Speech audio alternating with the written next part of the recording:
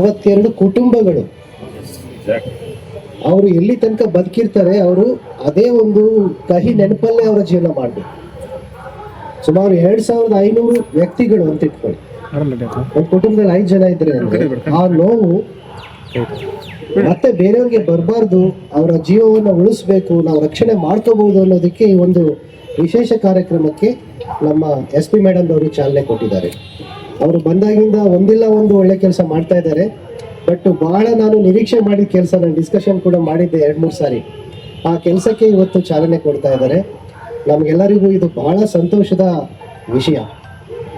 Enforcement of law, ಕಾನೂನನ್ನು ಜಾರಿ ಮಾಡೋ ವಿಷಯಕ್ಕೆ ಬಂದಾಗ ನಾವು ಸಾರ್ವಜನಿಕರಾಗಿ ಒಂದು ಅರ್ಥ ಮಾಡ್ಕೋಬೇಕು, ಕಾನೂನನ್ನು ನಾವೇ ಮಾಡ್ಕೊಂಡಿರೋದು, ನಮ್ಮ ಹಿತರಕ್ಷಣೆಗಾಗಿ ನಾವು ಕಾನೂನು ಮಾಡಿರೋದು. ಬೆಂಗಳೂರಿನಲ್ಲಿ ಹೇಗೆ ಕಡ್ಡಾಯ ಹೆಲ್ಮೆಟ್ ಧರಿಸೋದು ಕಡ್ಡಾಯ ಇದೆ, ಅದೇ ರೀತಿ ಬಳ್ಳಾರಿಯಲ್ಲಿ ಆಗಬೇಕು ಅಂತ ನಾವು ಯಾಕೆ ಹೇಳ್ತೀವಿ ಅಂದರೆ ಜೀವ ರಕ್ಷಣೆಗೆ, ನಾಗರಿಕರ ಪ್ರಾಣ ರಕ್ಷಣೆಗೆ ಇರುವಂತಹ ಕಾನೂನನ್ನು ನಾವು ಜಾರಿ ಮಾಡೋಕ್ಕೆ ಹೊರಟಿದ್ದೇವೆ. ಇದರಲ್ಲಿ ಯಾರಾದರೂ ಬಂದು ಮನವಿ ಕೊಟ್ಟರೆ ನಮಗೆ ಹೆಲ್ಮೆಟ್ ಕಡ್ಡಾಯ ಇರೋದನ್ನ ತೆಗಿರಿ ಅಂತ, ಅದ್ರ ಅರ್ಥ ಏನಂತ ಹೇಳಿದರೆ ನೀವು ಜನರ ಪ್ರಾಣ ರಕ್ಷಣೆ ಮಾಡಬೇಡಿ ಅಂತ ಅರ್ಥ.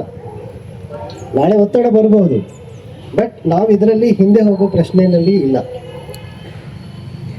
ಜಿಲ್ಲಾಡಳಿತ ಇದರಲ್ಲಿ ಹಿಂದೆ ಹೋಗೋ ಪ್ರಶ್ನೆಯಲ್ಲಿ ಇಲ್ಲ. ಸೊ ಆದ್ದರಿಂದ ತಮ್ಮ ಸಹಕಾರ ನಮಗೆಲ್ಲ ಬೇಕು. ಈ ತಾವೆಲ್ಲ ಸಹಕಾರ ಖಂಡಿತವಾಗಿ ಮಾಡ್ತೀರಾ. ಈಗ ನಾವು ರೀಸೆಂಟ್ಲಿ ಹೇಳೋದು, ಸಕಾಲ ಸರ್ವಿಸ್ ಸೇವೆನಲ್ಲಿ ರಾಜ್ಯದಲ್ಲೇ ನಂಬರ್ 1 ಮಾರ್ಚ್ ಅಂತ್ಯದಲ್ಲಿ ಮಾಡಿದ್ವಿ. ಸೆನ್ಸಸ್ ಅಲ್ಲೇ ರಾಜ್ಯದಲ್ಲೇ ನಂಬರ್ 1 ಜನಗಣತಿಯಲ್ಲಿ. ಯಾಕೆ ಹೇಳ್ತೀನಿ ಅಂದರೆ ನಮ್ಮ ಬಳ್ಳಾರಿಯ ಜನ ಅವ್ರಿಗೆ ಅಷ್ಟು ಇಚ್ಛಾಶಕ್ತಿ ಇದೆ ಅಂತ ಅರ್ಥ. ನಮ್ಮ ಅಧಿಕಾರಿಗಳು ಅವ್ರು ಕೆಲಸ ಮಾಡಿಸಿರೋ ತೋರಿಸಿರೋ ರೀತಿ ಅದು ಏನು ಹೇಳುತ್ತೆ ಅಂದರೆ ಬಳ್ಳಾರಿ ಜನರಿಗೆ ಅಷ್ಟು ಇಚ್ಛಾಶಕ್ತಿ ಇದೆ, ನಮ್ಮ ಸಾರ್ವಜನಿಕರಿಗೆ. ಆದರೆ ಹೊರಗಡೆ ನೋಡೋರಿಗೆ ಮಾತ್ರ ಅದ್ರ ಬಗ್ಗೆ ಒಳ್ಳೆ ಅಭಿಪ್ರಾಯ ಇರಲಿಲ್ಲ. ಸೊ ಫಾರ್ ಈಗ ಬರ್ತಾ ಇದೆ. ಆದ್ದರಿಂದ ತಮಗೆಲ್ಲ ಇಚ್ಛಾಶಕ್ತಿ ಇದೆ, ಇದನ್ನ ತಾವು ನೆರವೇರಿಸಬೇಕು. ಯಾವುದೇ ರೀತಿ ವಿನಾಯಿತಿ ಕೇಳಕ್ಕೆ ಬರಬೇಡಿ.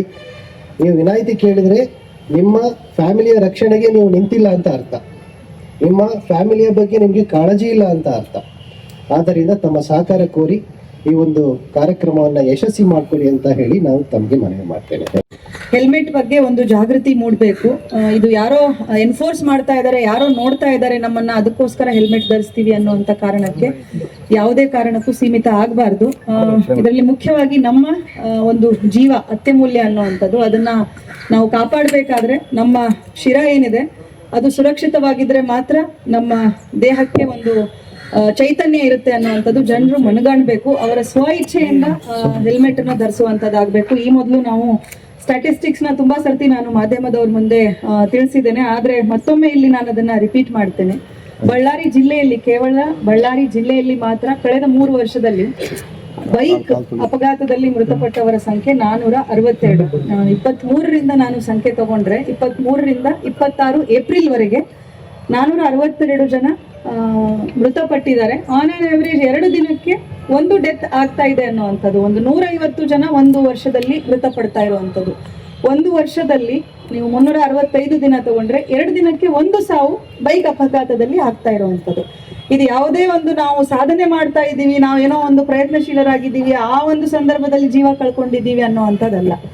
ಇದು ವಿನಾಕಾರಣ ಹೋಗುವಂತ ಜೀವಗಳು, ಯಾವುದೇ ಒಂದು ಸ್ಟ್ರಾಂಗ್ ರೀಸನ್ ಇಲ್ಲದೆ ಇರುವಂತ ಹೋಗುವಂತ ಜೀವಗಳು. ಇದನ್ನ ಕಾಪಾಡ್ಕೊಳ್ಬೇಕಾದ್ರೆ ಒಂದು ಸಣ್ಣ ಇನ್ವೆಸ್ಟ್ಮೆಂಟ್ ನಮ್ದು ಹೆಲ್ಮೆಟ್ಗೋಸ್ಕರ ಆಗಿಬಿಟ್ರೆ ಸಫಿಶಿಯೆಂಟ್ ಆಗುತ್ತೆ. ಯಾರು ನೋಡ್ತಿದ್ದಾರೆ ಅಂತ ಮಾಡೋದ್ರ ಬದಲು ತಮಗೋಸ್ಕರ, ತಮ್ಮ ಫ್ಯಾಮಿಲಿಗೋಸ್ಕರ ಜನರು ಹೆಲ್ಮೆಟ್ ಅನ್ನ ಧರಿಸಬೇಕು. ಇಲ್ಲಿ ಈಗಾಗಲೇ ಅನೌನ್ಸ್ ಮಾಡುವಾಗ ಹೇಳಿದ್ರು, ಎಕ್ಸೆಂಪ್ಷನ್ ಅನ್ನುವಂಥದ್ದು ಯಾವ ಜಿಲ್ಲೆಗೂ ಇಲ್ಲ. ಸೆಕೆ ಇದೆ ಅನ್ನುವಂಥದ್ದು ನಾವು ನಮಗೆ ಕೊಟ್ಕೊಳ್ಳುವಂತ ಕಾರಣ ಮಾತ್ರ. ಹೆಲ್ಮೆಟ್ ಹಾಕೊಂಡು ನಾವು ಮೊನ್ನೆ ಒಂದು ಇನ್ಸ್ಟೆನ್ಸ್ ನಾನು ಹೇಳಲಿಕ್ಕೆ ಇಷ್ಟಪಡ್ತೇನೆ ಸರ್. ಒಂದು ಫಿಟ್ಸ್ ಬಂದು ಟ್ರಾಫಿಕ್ ಲಿಮಿಟ್ಸ್ ಅಲ್ಲಿ ಇಲ್ಲೇನೆ ಸ್ಲೋ ಸ್ಪೀಡಲ್ಲಿ ಹೋಗ್ತಾ ಇದ್ದಂಥ ವ್ಯಕ್ತಿ ಹೋಗುವಾಗಲೇ ಫಿಟ್ಸ್ ಬಂದು ಅವನು ವೆಹಿಕಲ್ ಬಿದ್ದುಬಿಡುತ್ತೆ. ಬಟ್ ಬಿಕಾಸ್ ಹೆಲ್ಮೆಟ್ ಹಾಗಿಲ್ಲ ಅನ್ನೋ ಕಾರಣಕ್ಕೆ ಅವ್ನು ಸಾವಾಗುವಂಥದ್ದು. ಅದರಲ್ಲಿ ಏನೋ ಸ್ಪೀಡ್ ಇದ್ರು ಮತ್ತೊಂದಿತ್ತು ಅಂತಿಲ್ಲ. ಫಿಟ್ಸು ಹೆಲ್ಮೆಟ್ ಇದ್ದಿದ್ರೆ ಅವ್ರ ಜೀವ ಉಳಿತಿತ್ತು. ಸ್ಲೋ ಸ್ಪೀಡಲ್ಲಿದ್ದು ಫಿಟ್ಸ್ ಬಂದು ಬಿದ್ದಿದ್ದು ತಲೆಗೆ ಇಂಜುರಿ ಆಗಿದ್ದಕ್ಕೆ ಡೆತ್ ಆಗಿರುವಂಥದ್ದು. ಸೊ ಇಂಥವನ್ನೆಲ್ಲ ನಾವು ತುಂಬ ಅವಾಯ್ಡ್ ಮಾಡ್ಬೋದು ಹೆಲ್ಮೆಟನ್ನು ಒಂದನ್ನು ನಾವು ಬಳಸಿದ್ರೆ. ಸೊ ಈ ಒಂದು ಸಂದರ್ಭದಲ್ಲಿ ನಾನು ಮತ್ತೆ ಜನರಲ್ಲಿ ಒಂದು ಕಳಕಳಿಯ ವಿನಂತಿ ಮಾಡ್ತೇನೆ, ಎಲ್ಲರೂ ದಯವಿಟ್ಟು ಹೆಲ್ಮೆಟನ್ನು ಬಳಸಿ ನಿಮ್ಮ ಜೀವವನ್ನು ಉಳಿಸ್ಕೊಳ್ಳಿ. ಸೊ ಬಟ್ ಇದು ಬೆಲೆ ಕಟ್ಟಲಾಗದ ಒಂದು ನಮ್ಮ ದೇಹಕ್ಕೆ, ಮೆದುಳಿಗೆ ನಾವೇನು ಹಾಕಿದೀವಿ ಏನೂ ಇಲ್ಲ. ಕೇವಲ ಒಂದು ಮೊಬೈಲ್ ತಗೊಂಡ್ರೆ ಅಷ್ಟು ನೀವು ಸೇಫ್ಟಿ ಮಾಡ್ಬೇಕಾದ್ರೆ ಇಡೀ ನಮ್ಮ ಜೀವನ ಪ್ರೈಸ್ಲೆಸ್, ಬೆಲೆ ಕಟ್ಟಲಾಗದಂಥ ಜೀವನಕ್ಕೆ ನಾವು ಏನು ಮಾಡ್ತಾ ಇದೀವಿ. ಆಮೇಲೆ ಇನ್ನೊಂದು ಏನಂತಂದ್ರೆ, ಜೀವ ಇದ್ರೆ ಜಗತ್ತು. ಈಗ ನಾವು ಇವತ್ತು ಎಲ್ಲರೂ ಜೀವಂತ ಇದೀವಿ ಅಂತ ಇದೆಲ್ಲ ನಮ್ಗೆ ಜಗತ್ತು ಜೀವಂತ ಇದೆ. ಬಟ್ ನಾವೇ ಇಲ್ಲ ಅಂದ್ರೆ ಒಂದು ಫ್ಯಾಮಿಲಿ ಮೆಂಬರ್ಸ್ ಇರ್ತೀವಿ. ಈಗಾಗಲೇ ನಮ್ಮ ಅಧ್ಯಕ್ಷ ಹೇಳಿದಾಗೆ ಫೆಟಲ್ ಆಕ್ಸಿಡೆಂಟ್ ಆದರೆ ವರ್ಷಾನುಗಟ್ಟಲೆ ಅವ್ರ ಪರಿಸ್ಥಿತಿ. ಆ ನಿಟ್ಟಿನಲ್ಲಿ SP ಮೇಡಮ್ ಒಂದು ಒಳ್ಳೆ ನಿರ್ಧಾರವನ್ನು ತಗೊಂಡಿದ್ದಾರೆ. ಇದು ನಾಳೆಯಿಂದಾನೆ ಅಥವಾ ಈ ಮಂತ್ ಆದ ನಂತರ ಜೂನ್ 1 ಅಂತ ಹೇಳ್ತಾ ಇದ್ದಾರೆ ಮೇಡಮ್. ಇದು ಕಡ್ಡಾಯವಾಗಿ ಎಲ್ಲರೂ ಪಾಲಿಸೋಣ. ಆಮೇಲೆ ಜೀವಗಳನ್ನು ಉಳಿಸೋಣ, ನಮ್ಮವ್ರನ್ನ ಉಳಿಸೋಣ, ನಮ್ಮ ಕುಟುಂಬದವ್ರನ್ನ ಉಳಿಸೋಣ, ನಮ್ಮ ಸ್ನೇಹಿತರನ್ನ ಉಳಿಸೋಣ ಅಂತ ಈ ಸಂದರ್ಭದಲ್ಲಿ ನಾನು ಹೇಳ್ತೀನಿ. ಹೆಲ್ಮೆಟ್ ಬಗ್ಗೆ ಅವೇರ್ನೆಸ್ ಇಲ್ಲಿ ಬಹಳ ಕಡಿಮೆ ಇದೆ ಬಳ್ಳಾರಿಯಲ್ಲಿ.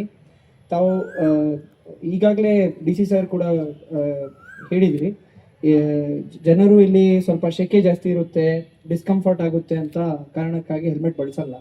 ನಮಗೆ ಸ್ವಲ್ಪ ಡಿಸ್ಕಂಫರ್ಟ್ ಅನ್ಸ್ಬಹುದು, ಅನುಭವ ಆಗಬಹುದು, ಸ್ವಲ್ಪ ಡಿಸ್ಕಂಫರ್ಟ್, ಸ್ವಲ್ಪ ಶೆಕೆ.